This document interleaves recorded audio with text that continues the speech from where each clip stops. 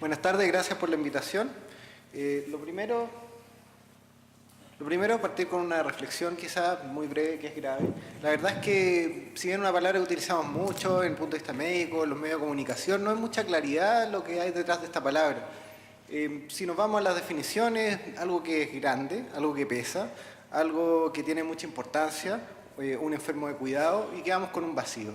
Cuando nos vemos frente a un paciente así, por ejemplo, en el prehospitalario, en el servicio de urgencia, de puro verlo uno piensa que es grave y quizás le da prioridad. O cuando ve a un paciente así en la UCI, también pensamos que es un paciente grave. ¿Y por qué pensamos que está grave? Porque se ve mal, porque se puede morir, porque está lleno de máquinas, pero sin embargo no tenemos una definición clara. Uno podría decir que un paciente grave es un paciente que tiene riesgo de morir, y muchos de los pacientes que están en la UCI pareciera que están tratando de escaparse de la muerte. Nos han enseñado que a lo mejor la muerte es nuestro enemigo, que como médicos tenemos que combatirla. Y yo creo que esta definición de gravedad, como que solo el riesgo de morir, es un poco insuficiente. Muchos de los pacientes que tenemos hospitalizados en las unidades críticas sobreviven, pero sobreviven en condiciones como lo ilustra esta foto: desnutridos, enflaquecidos, debilitados, postrados, dependientes de ventilación mecánica, dependientes de diálisis. Entonces, muerte, como que fuera nuestro enemigo, ¿realmente es así? ¿Realmente salvamos vidas? Yo creo que no, yo creo que en general, con suerte, prolongamos existencias. Hay pacientes que, si bien no mueren, estuvieron graves y quedaron en diálisis, por ejemplo. Otros pacientes quedaron con deterioro cognitivo. Entonces, pareciera ser que, como componente de gravedad, dado que hay poca literatura al respecto, una propuesta que yo haría es que los pacientes que están graves son aquellos que tienen riesgo vital, o que por otra parte tienen riesgo de quedar con secuelas funcionales a largo plazo y que eso impacta finalmente en la calidad de vida. Por una parte, uno podría decir que hay enfermedades graves al escuchar palabras como infarto del miocardio, insuficiencia cardíaca, enfermedad cerebrovascular, hemorragia intracerebral o hemorragia digestiva. Sabemos que nos enfrentamos a entidades graves. Sin embargo, ya hace más de 100 años, William Osler, uno de los padres de la medicina interna, nos decía que los pacientes no mueren de su enfermedad, sino más bien de las alteraciones fisiológicas de su enfermedad.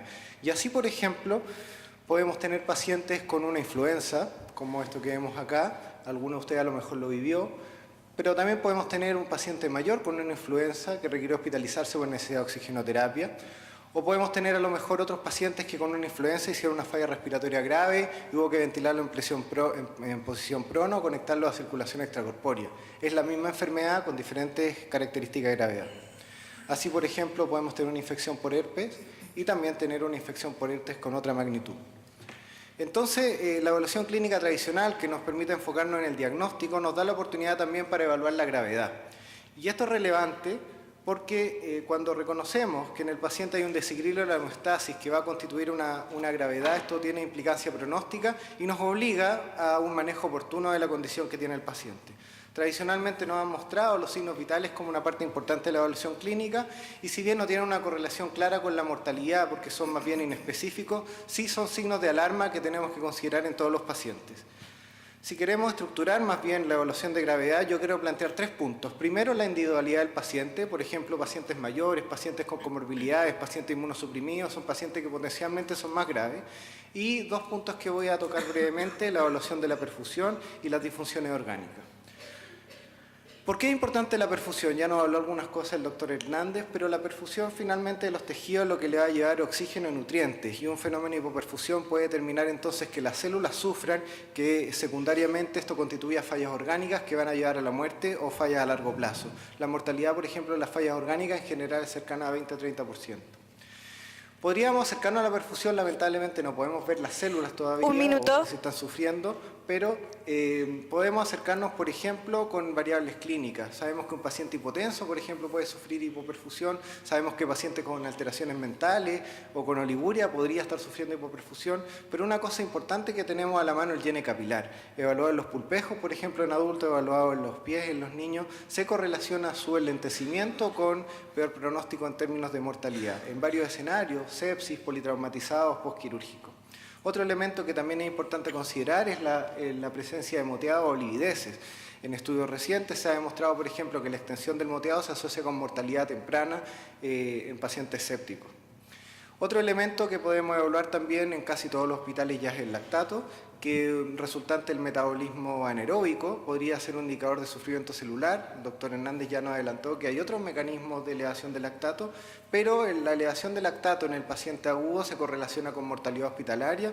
Incluso desde el servicio de urgencia tener un lactato elevado se correlaciona con mayor mortalidad a largo plazo.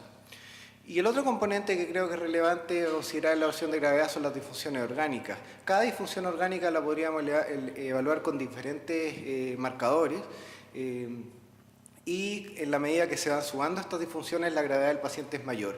Para ello podríamos ponerle número con escalas de gravedad que, por nombrar algunas, está el Apache, que considera varias variables fisiológicas y de disfunciones orgánicas.